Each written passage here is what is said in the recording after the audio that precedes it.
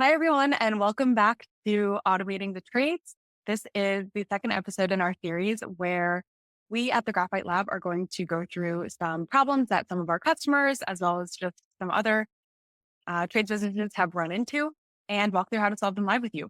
We are here with Jacob Nolly, who is our CEO and founder, and I'll be running through a list of some of the problems that we've run into and how we think would be the best way to solve them. I'll just start going down the list if that sounds good to you, Jacob. Awesome. Yeah, excited to hop in. Perfect. This person says, I'm facing an issue with job locations in Servicetitan. Whenever a job is created and the location doesn't have latitude and longitude coordinates, I need a way to automatically geocode it and update the location in Servicetitan. Right now, it's not happening and it's causing some accuracy problems with our record.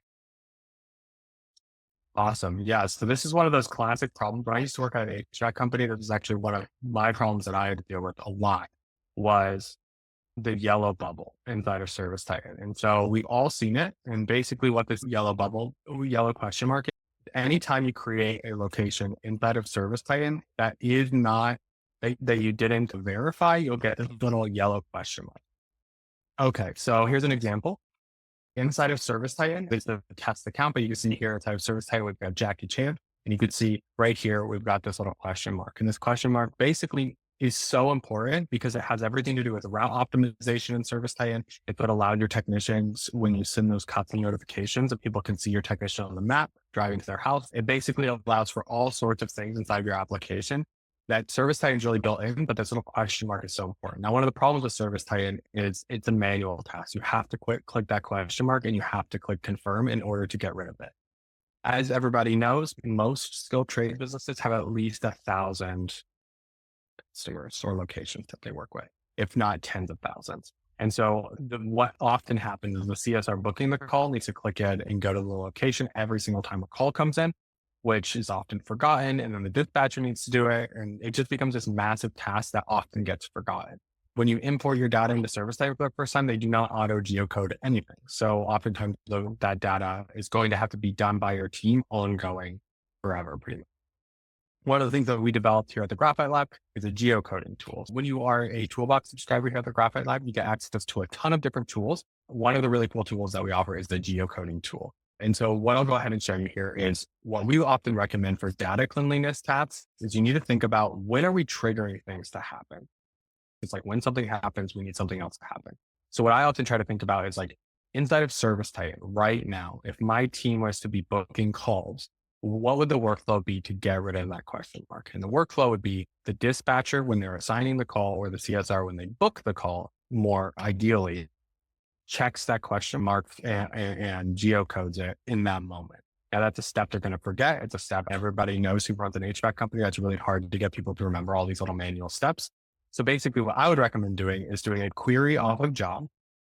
And what you'll do is do a query job.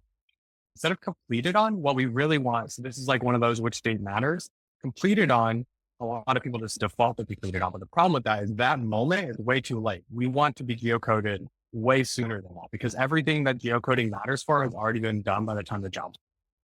So in this situation, we actually just want to do created on or after. So what we'll do is we'll do created on or after, like our classic last hour. And we'll do, now this is another situation. If we are going to be editing a thing that we're triggering off of, especially in a creation of it, one of the things to remember when doing that is that whenever we're editing something, we're triggering off the back end, getting this new record. In apps, there's front end and back end.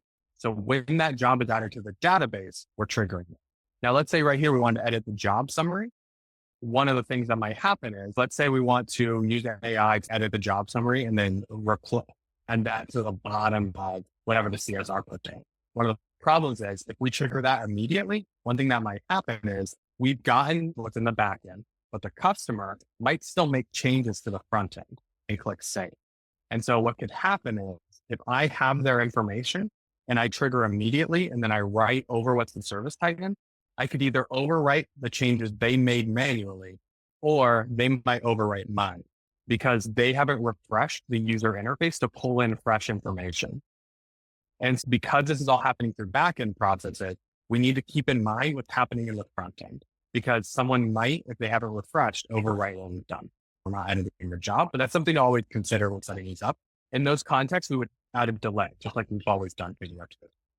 But here, basically, we're going to query off of the jobs. And one of the things that we return in the job object is, I'll just go ahead and pull one in. I'm just going to remove that filter really quickly. If you do that, pull in a result, just always make sure that you immediately add that back in there. One of the things that takes a long time as we're pulling in this first sample, it doesn't mean it's not working. It just means it's going to take a second, because whenever we hydrate jobs, whenever they trigger, basically we're hydrating in the context of the job, so you don't have to do a bunch of find steps afterwards. So instead of you have to do a find step for the customer and the invoice and the location and the job type and the business unit, all that stuff, we actually hydrate all that stuff in the initial response. So you can have more, you can be a little bit more budget friendly. So you don't have to have all these steps every single time a job's completed. It makes Zapier significantly cheaper, so you can effectively manage your workflow. So this might take a second to pull it, especially if I'm slow here. But here we go. Okay, cool. Okay, awesome. So now we have a job in here, and what we've got is we populate all sorts of information. But one of the things that we populate in here is the location address information. You'll see that there. This is really valuable because basically inside of Servicetitan, whether or not it has a latitude and longitude coordinate is whether or not it has that question. So what we want to do is we want to edit that. Now, one thing to know is when we're editing addresses, several of these fields are required. So if we don't have them in there, it might fail. As long as we have a street address, a city, state, and a zip code, we should be good to go. But the more information we have, the better. This works both US and Canada. The data source the Graphite Lab leverages in our tool, basically what it is, inside the toolbox, is our create a latitude and longitude. And basically what this does is our geocoding tool. I need to connect to it. Oh, cool. So basically we're connected here. And what we can do is you can see our geocoding tool, it takes in a lot of different details. So you can see street. So what we'll want to do is inside of our details here, we have a few different addresses. We want to use our location address. So you can see that there. What I always do when I have a lot of these like long searches to do, I just command X on my keyboard, and then I'll command B in there, and I'll change that to new. And you'll see it's blank in this situation. It's still important to include it because if you're maybe doing a big apartment complex, you want that specific unit. You don't want the whole place. City, so you can do that there. Erase street and replace it with city. State, do the exact same thing, but we'll do state, and then we'll do zip. Now, one of the things that our tool does is based on the zip code, if the zip code is provided, which you see, I did that inappropriately there. It's always important to check it with. If the zip code is provided, it'll determine whether or not it's US or Canada for you. So you don't necessarily have to provide it, but it does help it get more accurate. So what we'll do is we'll create text.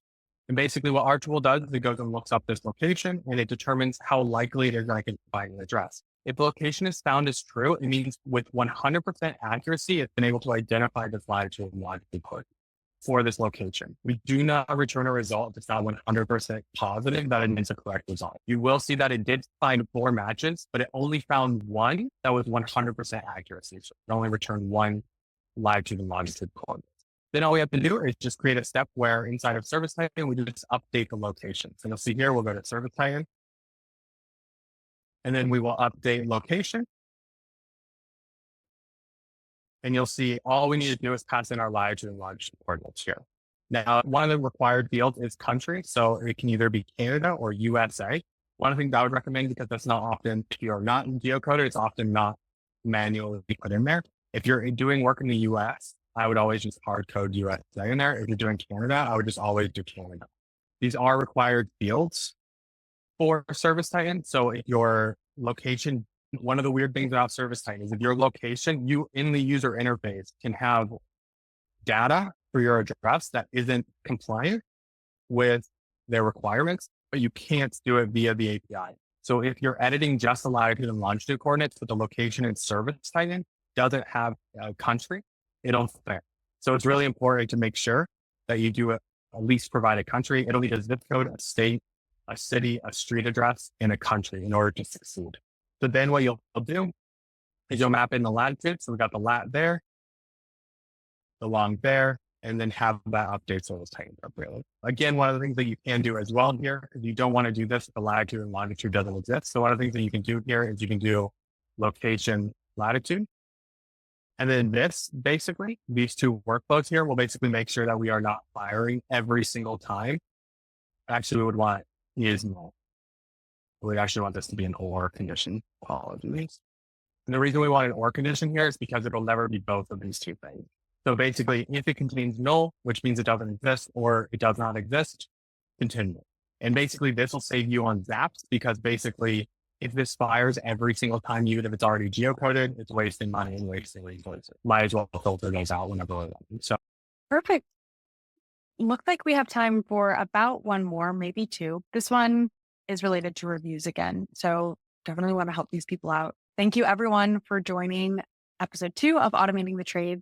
If you are interested in implementing any of these apps in your business or anything similar, getting eyes on your technology, on your automations, be sure to reach out in the link in our description. We'd be happy to chat with you.